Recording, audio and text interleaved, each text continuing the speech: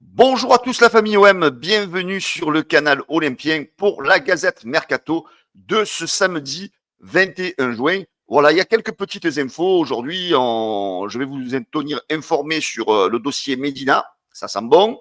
Deux nouvelles pistes du côté de l'Olympique de Marseille, l'avenir de Nid Bopé, l'avenir de Quentin Merlin. Quelques informations aussi sur les désirs de la direction de l'Olympique de Marseille par rapport à ce mercato. Voilà les amis, on va lancer cette gazette. Et avant de la commencer, les amis, je voulais vous remercier à tous. Vous étiez encore beaucoup hier, un petit peu moins que d'habitude parce que je l'ai sorti un petit peu plus tard dans la journée. La gazette, il n'y avait pas forcément non plus beaucoup d'informations hier à passer. Là, aujourd'hui, c'est pas mal. Donc, je compte sur vous, les amis, pour la regarder en masse, pour la partager et bien sûr pour vous abonner au canal Olympien sur notre chaîne YouTube. Allez, on va démarrer tout de suite cette gazette donc de ce samedi 21. D'ailleurs, aujourd'hui, c'est l'été et c'est la fête de la musique. Allez les amis, donc on attaque la musique avec le mercato et comme je vous disais, selon la Provence, voilà, on en sait un petit peu plus sur, on va dire, la composition du mercato de l'OM et les postes auxquels l'Olympique de Marseille souhaite recruter. Voilà, en effet, donc on apprend que l'OM voudrait recruter un latéral droit pour concurrencer Amir Murillo, au minimum un central gaucher, un milieu de terrain en fonction de l'avenir de Benasser et de Rongier, un ailier gauche pour remplacer Luis Enrique, un ailier droit pour jouer le rôle de doublure de Greenwood et potentiellement un avant-centre pour doubler Guiri. Voilà, on a un petit peu les pistes sur lesquelles l'OM travaille sur ce mercato. Voilà, donc on en sait peut-être un petit peu plus. Voilà, de toute façon, ça va bouger, les amis. Soyez tranquilles. Là, voilà, aujourd'hui, on est le 21 juin. Ça va bouger, là, déjà dès la semaine prochaine, à mon avis, on va avoir pas mal d'informations qui vont sortir sur ce mercato. Voilà, donc on attaque tout de suite, les amis, avec le dossier Medina. Roberto De Zerbi, comme vous le savez, a validé la piste de Medina. Voilà, il sait que l'Argentin est capable d'être polyvalent, c'est-à-dire il pourrait jouer éventuellement latéral gauche et aussi défenseur central. Et dans l'idéal, voilà, Roberto De Zerbi aimerait que l'Argentin soit à Marseille dès le 7 juillet pour la reprise, justement, pour préparer rapidement les automatismes pour que tout prenne du côté de l'Olympique de Marseille. Voilà, les dirigeants de l'Olympique de Marseille et Medina paraissent convaincus voilà, que leur union est sacrée et prédestinée. D'ailleurs, Melassia et Pablo Longoria donc, avaient travaillé sur le dossier déjà cet hiver, mais finalement, l'Argentin était resté à Lens. Mais là, a priori, le deal ne serait pas loin de se passer, on va dire. Medina, même l'équipe, le titre ce matin, Medina un petit peu plus proche de l'Olympique de Marseille.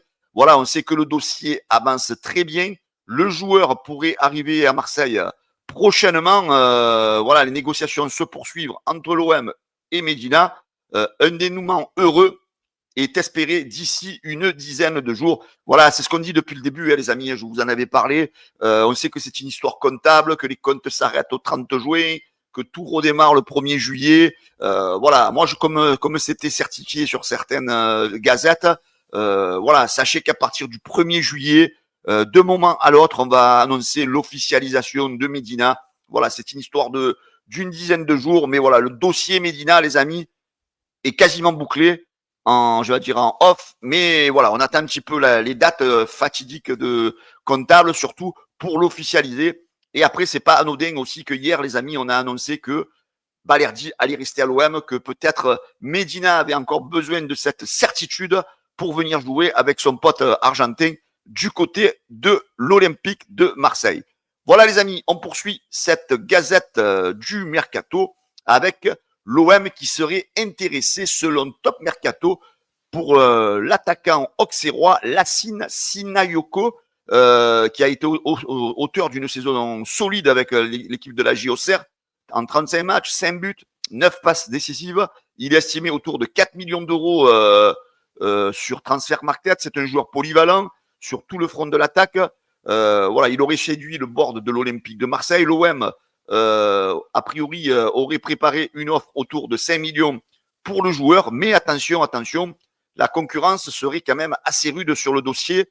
On sait que Lille, Toulouse et le Paris FC seraient intéressés par le joueur. Après, on va dire, bon, normalement, sur les pistes françaises, il ne devrait pas trop y avoir de photos. Hein, si le joueur vraiment veut passer un cap, je pense que l'Olympique de Marseille sera pour lui un dossier intéressant pour lui de venir jouer du côté de Marseille, de venir jouer, pourquoi pas, quelques petits bouts de match de Ligue des Champions, voilà, trouver une évolution dans un super stade.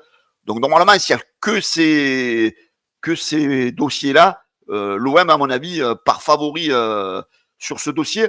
Alors, qui est Sinayoko, les amis? Voilà, c'est un joueur qui a été titulaire 74% du temps cette saison avec la JOCR. Il a 25 ans. Il est d'origine malienne. C'est un beau gabarit, hein, 1m86. Voilà, c'est un joueur, comme je vous le dis, voilà, solide, qui marque 5 buts, qui a marqué 5 buts en Ligue 1, 9 passes décisives. Ah, c'est sûr que certains vont dire oui, c'est pas des statistiques exceptionnelles, mais enfin, voilà, pour un joueur à ce prix-là, je pense que l'OM a choisi peut-être d'investir moins sur cet avant-centre éventuellement de rotation par rapport à un Ablin, par rapport à certains joueurs où on demandait des 15 et des 20 millions. Est-ce que la stratégie est de mettre le paquet sur d'autres postes? Hein, voilà, donc il est en contrat jusqu'au 30 juin 2026 avec la JOCR. Voilà, comme je vous le disais, voilà, il peut jouer sur tous les flancs de l'attaque. Son poste principal, c'est avant-centre, mais il peut jouer aussi à gauche et à droite des ailes. Voilà, avoir cette possibilité de jouer sur tous les axes de l'attaque peut être quelque chose d'intéressant pour l'Olympique de Marseille. Voilà, hein, c'est un joueur voilà, qui a quand même voilà, un petit peu une petite expérience en Ligue 1. Il a 67 matchs, 6 buts, 12 passes D. Il a 67 matchs en Ligue 2 avec 11 buts, 9 passes D. Voilà, c'est un dossier que l'Olympique de Marseille pourrait éventuellement conclure. Mais, là où je disais, il faut faire attention, il n'y a pas que la France, malheureusement, qui suit ce joueur. Il y a beaucoup d'équipes à l'étranger qui sont sur le dossier. En Angleterre, on a Newcastle, on a Watford, on a Hull City qui sont à l'affût. Du côté de l'Espagne, on a le FC Séville, on a Villarreal et le Bayer Leverkusen du côté de l'Allemagne. Voilà, donc le dossier pour l'instant, le joueur est coté, comme je vous disais, autour de 4 millions. L'OM est prêt à dégainer 5 millions, mais vu la concurrence, ça risque de monter un petit peu plus sur les enchères. Voilà, donc on verra si Pablo Longoria décide ou pas de continuer sur cette piste-là et serait capable peut-être de mettre un petit peu plus parce que sans doute le prix va monter dans les prochaines semaines ou alors il faudrait essayer de finaliser très rapidement avec la JOCR. Mais bon, la volonté du club auxerrois sera de ramasser sans doute une grosse indemnité de transfert vu qu'il y a de la demande. Alors, un autre joueur qui est suivi par l'OM, les amis, c'est Max Aarons, encore un Britannique. C'est un profil qui est très courtisé, pardon. Du côté de la France, on a bien encore Lille, hein, Lille qui suit aussi encore un autre joueur que l'Olympique de Marseille. En Écosse, les Glasgow Rangers sont aussi intéressés. Et en Espagne, on a le FC Séville. Donc, le joueur a été prêté, il appartient à Bournemouth et il a été prêté à Valence cette deuxième partie de saison. A priori, donc, il devrait retourner du côté de Bournemouth. Alors, l'OM, est-ce que l'OM veut faire un achat? Est-ce qu'il y aura un achat? Est-ce qu'il y aura un prêt? Est-ce que le club de Bournemouth veut le vendre ou est-ce qu'ils veulent encore le prêter? Là est le hic. On sait que c'est un petit gabarit, 1m77. Donc, il est arrière droit de formation. Il pourrait venir éventuellement pour apporter de la concurrence à Murillo. Voilà, c'est un joueur bon, qui n'a pas été forcément beaucoup titulaire sur la deuxième partie de saison en Espagne. Hein. Il a joué que 5% du temps. Il a fait que 4 matchs. Voilà, on peut pas dire qu'il ait eu beaucoup de temps de jeu. Voilà, alors, quel problème? Ça, j'en sais rien. Est-ce qu'il a pas plu aux dirigeants espagnols? Voilà, comme je vous disais, voilà, c'est un gabarit qui est un petit gabarit, 1m77. Il joue arrière droit. Il est en contrat avec Bournemouth jusqu'en juin 2029. Voilà, c'est un joueur qui plaît beaucoup à l'Olympique de Marseille. C'est un joueur voilà, qui a beaucoup d'expérience en Championship, hein, 131 matchs, 93 matchs de Première Ligue. Voilà, il n'a pas non plus du tout d'expérience en Coupe d'Europe. Mais voilà, pour venir faire le joueur de rotation de Murillo, pourquoi pas, et pourquoi pas grandir et essayer de prendre la place. Hein. C'est un joueur qui a quand même des qualités. Hein. Si l'OM le suit, c'est un joueur qui possède de bonnes qualités au niveau des passes progressives. Hein. Vous le voyez en vert sur sur le graphique. En course progressive, il est excellent. Il a 98% de notes. En accélération, il est bon sur les accélérations, sur les dribbles aussi. C'est un très très très bon dribbleur. Il est bon sur les passes décisives attendues. Voilà, c'est un joueur qui a quelques difficultés sur les duels aériens gagnés. Voilà, il est un petit peu sur les actions défensives. Il est un peu voilà, c'est un petit peu le même type de joueur. Ces joueurs qui sont forts au niveau offensif, ils ont toujours quelques carences défensives. Mais voilà, c'est un joueur qui a quand même de belles perspectives pour lui, un avenir. Alors, on a un petit comparatif fait par Datascout avec Alexander Arnold sur certains points. On voit un petit peu que les deux joueurs se complètent. Les défauts de un sont les qualités de l'autre. On voit que Arons, comme je vous disais, il est très bon sur les courses progressives, sur les accélérations, tout ça à l'inverse sur les fautes subies, à l'inverse d'Alexander Arnold. Voilà, il a des difficultés, comme je vous disais, sur les actions défensives, sur les actions décisives, pardon. Sur les passes clés, il a quelques difficultés par rapport à Alexander Arnold. Il est très bon sur les centres, par contre, par rapport à Alexander Arnold, il est meilleur centreur. Et non, je vous dis des bêtises. Non, il est un peu moins bon. Excusez-moi, sur les centres que Alexander Arnold. Mais voilà, sur les dribbles réussis, par contre, il est meilleur. C'est un bon dribbleur. Sur les courses progressives, il est très fort. Voilà, donc c'est un joueur rapide, tenace. Voilà, c'est un joueur qui franchement peut être dans un profil complètement compatible avec Roberto De Zerbi. Là, on a d'autres notations comparatives par rapport à Alexander Arnold. On voit que voilà, sur le pourcentage de passes réussies, il est meilleur que Arnold.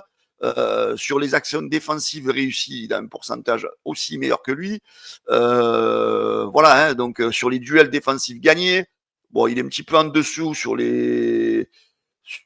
alors un petit peu en dessous sur les duels aériens gagnés, comme je vous disais, voilà, il a quelques faiblesses, mais voilà, à quelque chose près, vous voyez, ça se tient un petit peu. Voilà, c'est un joueur, voilà, qui peut être intéressant pour l'OM. Donc on sait que l'OM est sur le dossier, que ce dossier est quand même suivi, comme je vous disais, par d'autres clubs. Voilà. On revient enfin sur le dossier de Quentin Merlin. Quentin Merlin, on le sait, donc son avenir à l'OM n'est pas du tout certain. Et on sait que Rennes, un club allemand et un club anglais qui n'auraient pas été divulgués, seraient intéressés par le joueur de l'Olympique de Marseille, où il dispute actuellement ce dimanche les quarts de finale de l'Euro Espoir. Voilà, l'avenir de Quentin Merlin est un petit peu écrit en pointillé du côté de Marseille. Et voilà, donc tout ça, ça aura sans doute des incidences sur le mercato de l'OM, selon si Quentin Merlin part ou pas. Soit il faudra prendre deux latéraux gauche ou un seul. Déjà, on sait que Medina pourrait apporter pourrait venir en tant que titulaire, parce qu'a priori l'ambition de Roberto De Zerbi, ça serait de le faire jouer comme latéral gauche. Voilà. Donc ce matin, les amis, voilà, on a quelques infos assez intéressantes sur cette gazette. J'espère que ça vous a plu, les amis. En tous les cas, pensez au petit pouce bleu, partagez et s'il vous plaît, le soutien, les amis. Abonnez-vous en masse. Je vous embrasse tous. Je vous souhaite un excellent samedi et je vous dis à bientôt. Ciao la famille.